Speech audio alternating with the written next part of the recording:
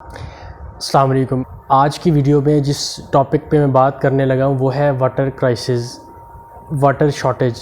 कहते हैं कि दुनिया के अंदर जो आखिरी जंग होगी और जो सबसे बड़ी जंग होगी जो कि वर्ल्ड वाइड लड़ी जाएगी, वो पैसे के लिए या फिर पावर के लिए या फिर प्रॉपर्टी के लिए नहीं लड़ी जाएगी, बल्कि वो जंग जो होगी वो पानी के ऊपर लड़ी जाएगी। इसके अलावा कहते हैं कि जब आप 2050 तक जब हम लोग जाएंगे, जब हम 2050 तक जाएंगे, तो वहाँ पे जो शख्स डेली नहाएगा उस आदमी को बहुत अमीर इंसान समझा जाएगा। कमी होगी कि सिर्फ वही शख्स पानी ज़्यादा इस्तेमाल कर सकेगा जिसके पास ज़्यादा पैसे होंगे।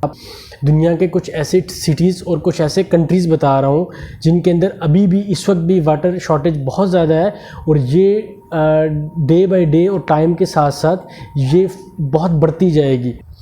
चेन्नई इंडिया का छठा बड़ा शहर है और वाटर शॉर्टेज में वर्ल्ड नंबर 1 सिटी है। चेन्नई के लोगों को डेली लाइन में लगकर ये पानी ख़रीदना पड़ता है, जो कि वहाँ पे जो ट्रक्स आते हैं डिस्ट्रीब्यूट करने के लिए पानी, तो वहाँ के जो रहने वाले लोग हैं उनको डेली उन लाइन्स के अंदर लग के ये पानी परचेज़ करके लेना पड़ता है।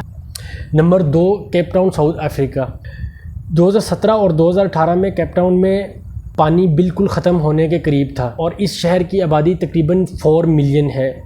और जब ये जहाँ पे इस शहर के अंदर जब ये वाटर शॉर्टेज आने लगी, तो उस वक्त एक तो गवर्नमेंट ने इस तरह की इकदाम किए कि जिस वजह से इस पे काबू पाया जा सका, और प्लस वहाँ पे फिर टाइमली बारिशें हो गई, तो इसलिए ये जो एक वाटर क्राइसिस था ये इस पे जल्द काबू पा ले गया। Number 3 Bangalore, India.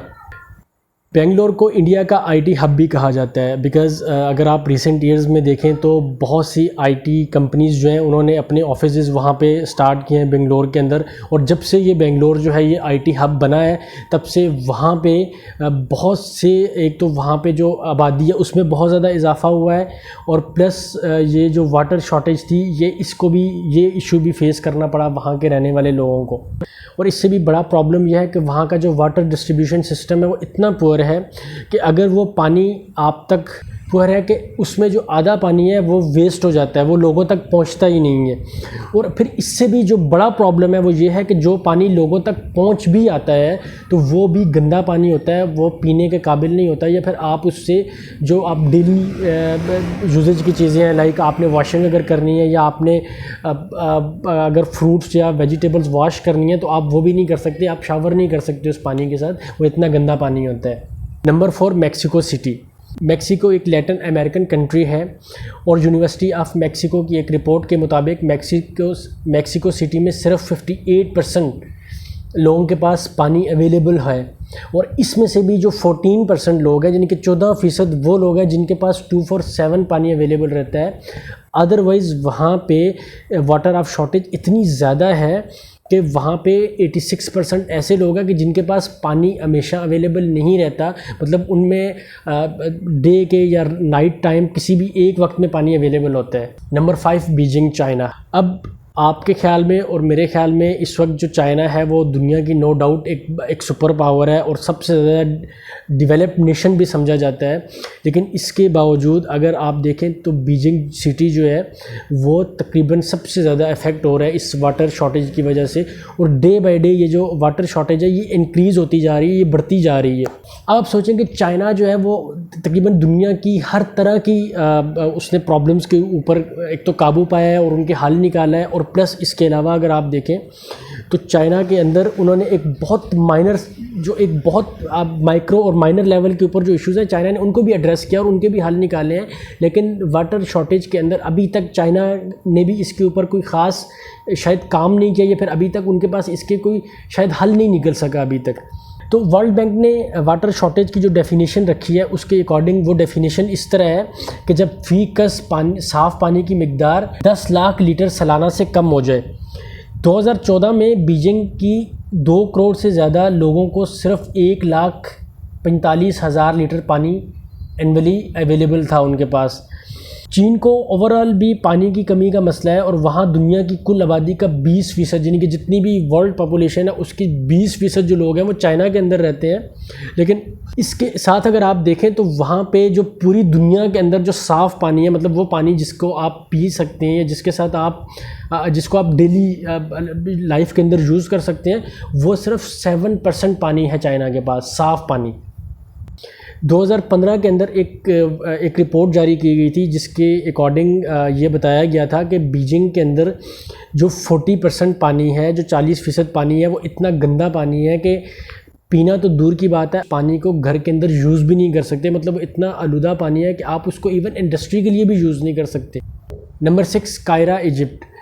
अब जो कायरा की जो मेन वाटर सप्लाई है वो है दरियाए नील है, जो कि कई सदियों से, कई डेकेड से नहीं बल्कि मैं कहूँगा कई सदियों से जो है वो इजिप्ट के लोग जो है वो इस दरिया से बहुत फ़ायदा उठा रहे हैं और इसका पानी वो यूज़ कर रहे हैं। और तकरीबन जो इजिप्ट की जो 97% और ख़ासकर कायरा की जो 97% पॉपुलेशन है, आबादी है, कि यही ज़रिया है पानी लेने का, जो कि ये दरियाए नील है। लेकिन इस दरिया को भी अब जो है वो वाटर शॉर्टेज का सामना है और इस दरिया के अंदर भी आहिस्ता आहिस्ता ये पानी कम होता जा रहा है, क्योंकि वहाँ पे जो अब बढ़ती हुई आबादी है और इसके अलावा जो बहुत सी इंडस्ट्रीज़ वहाँ पे बिल्ड हो गई हैं और इसके अलावा जो वहाँ पे बहुत से रेजिडेंशियल एरियाज़ बिल्ड हो गए हैं, उस वजह से ये पानी बहुत गंदा हो गया हुआ है, जो कि अब पीने के या इस्तेमाल करने के काबिल नहीं रहा। और इसके अलावा एक और रिपोर्ट है कि जो इजिप्ट वो दुनिया का वाहिद मुल्क है कि जिसमें पानी की वजह से जो पैदा होने वाली बीमारियाँ, गंदा पानी पीने की वजह से उनकी तादाद बहुत ज़्यादा है। Number 7, Tokyo, Japan. टोक्यो को world largest water stress city भी कहा जाता है। The journal global environmental change के मुताबिक टोक्यो शहर को, अब टोक्यो के अंदर जो पानी हासिल करने के ज़राए वो सबसे पहले तो मेल्टेड स्नो है, कि वो लोग जो वहाँ पे जो बर्फ़ पड़ती है उससे जो पानी आता है वो सबसे बड़ा ज़रिया है। इसके अलावा जो लेक्स हैं वहाँ की, वो इसके अलावा जो वहाँ पे दरिया हैं वो, और इसके अंदर पानी हासिल करने का जो सबसे बड़ा ज़रिया है वो है वहाँ पे जो लगातार 4-5 महीने बारिश होती है, तो ये वो सारी चीज़ें हैं जिनसे वहाँ पे पानी हासिल किया जाता है। लेकिन इसके अलावा वहाँ का सबसे बड़ा प्रॉब्लम ये है कि वहाँ पे अगर ड्राई वेदर आ जाता है, लाइक कुछ महीनों के लिए, लाइक 1-2-3 महीनों के लिए अगर ड्राई वेदर होता है और उसमें बारिशें नहीं होती, तो फिर वहाँ पे वाटर शॉर्टेज का एक बहुत बड़ा प्रॉब्लम आता है और वहाँ पे पानी का जो इस्तेमाल है वो ज़्यादा हो जाता है। नंबर 8 जो है वो है रशिया, मॉस्को, रशिया। रूस में मजमूई तौर पर ताज़ा पानी का बहुत बड़ा ज़ख़ीरा पाया जाता है, इसे भी आलूदगी का सामना है। मॉस्को में 70% पानी ज़मीन की सतह से हासिल होता है, जो कि ज़्यादा आसानी से गंदा हो जाता है। जो लोकल्स वहाँ पे इंस्टीट्यूशन है वो इस बात को तस्लीम करते हैं, जो 35 से 60% पानी है वो हाइजीन पानी नहीं है, वो इस काबिल नहीं है पानी कि उसको इस्तेमाल किया जा सके या उसको पिया जा सके। Number 9, Jakarta, Indonesia. इंडोनेशिया को पानी की आलूदगी का एक बहुत बड़ा मसला दरपेश है। द न्यूयॉर्क टाइम्स के मुताबिक मुल्क की तकरीबन 70% जो पानी है वो इंतहाई गंदा पानी है। इसके अलावा जो कैपिटल जकार्ता है, वहाँ की जो तकरीबन आधे लोग हैं वहाँ के रहने वाले, उनको साफ़ पानी पीने के लिए दस्तयाब ही नहीं है।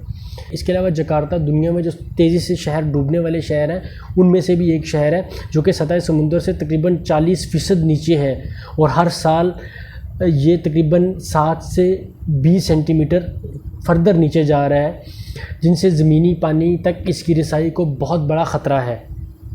Number 10, Melbourne, Australia. मेलबर्न 1997 से 2009 तक, एक दहाई से ज़्यादा अरसे तक ऑस्ट्रेलिया में तारीख़ की सबसे ज़्यादा तबाहकुन खुश्क साली का सामना करना पड़ा ऑस्ट्रेलिया को, जबकि अब तो हालात वहाँ पे ठीक हो गए हैं। लेकिन एनवायरमेंटल एक्सपर्ट्स का ख्याल है कि जंगलात की कटाई की वजह से पानी की फराहमी ख़तरे में है, जो कि विक्टोरिया के जंगलात के ख़ात्मे का सबसे बड़ा सबब बन रही है। द गार्डियन की एक रिपोर्ट के मुताबिक वस्ती पानी की फराहमी का ज़्यादातर हिस्सा जो है वो जंगलात की कटाई की वजह से बहुत इफ़ेक्ट हो रहा है।